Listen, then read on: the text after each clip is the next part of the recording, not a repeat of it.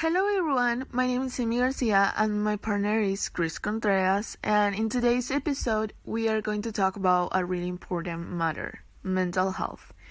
Mental illnesses affect 90% of adult population, 46% of teenagers and 33% of children each year. People struggling with their mental health may be in your family, live next door, teach your children, work in the next cubicle, or sit in the same church pew.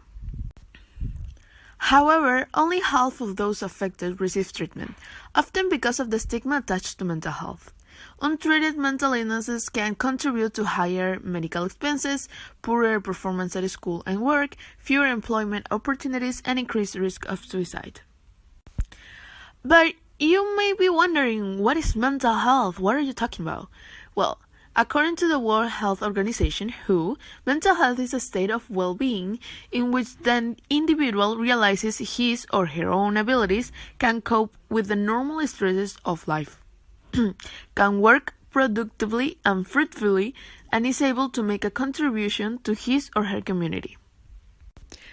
But if it is as important as it sounds, why does the government or the Ministry of Health do nothing? Well, sadly, they only care about physical health, but they don't take into account or into consideration people's mental problems. And that's not okay.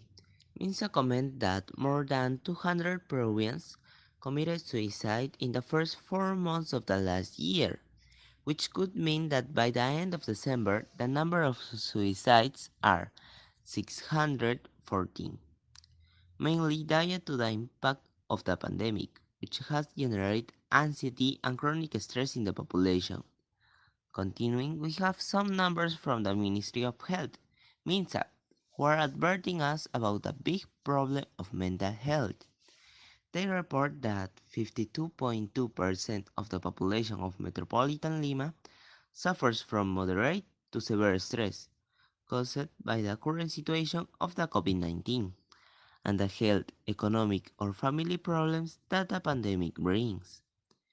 We also need to consider the sleep habits, because 54.6% of Lima residents have reported sleeping problems caused by the uncertainty of the recent events, like the earthquakes, the political situation, and mainly the COVID-19.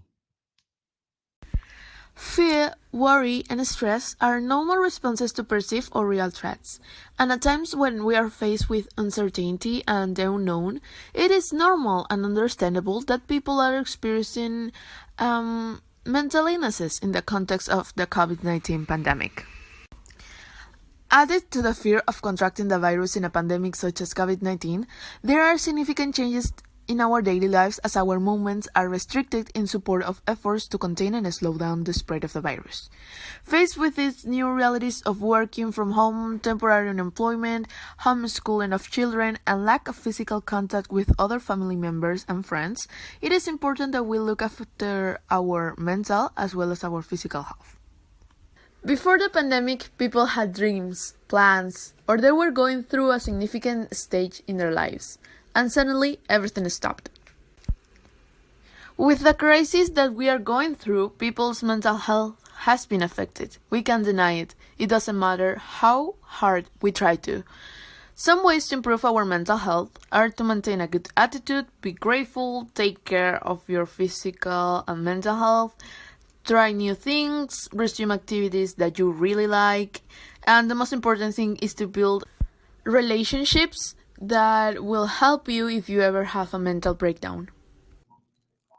Due to the current situation, we need to keep calm and think about how to develop our mental health. For helping you in this aspect, here you have some pieces of advice. Stay active. If you do physical exercise daily, you secrete dopamine in addition to keeping fit and reducing the level of physiological activity that is associated with stress, anxiety, or anger, and therefore increases your personal well-being. Also, you may eat well. If you choose the foods in your diet well, limiting fats, sugar, alcohol, increasing the consumption of fresh products such as vegetables and fruits, legumes, oily fish, you protect the health of your brain and therefore your mental health. And our last piece of advice, we think that you should reconsider the communication with the environment, because some people have the wrong thought that when you're alone, you get better. But the truth is the opposite because it damages you from inside. For the last, we want to say you are not alone. You have people who wants you, like the family or friends.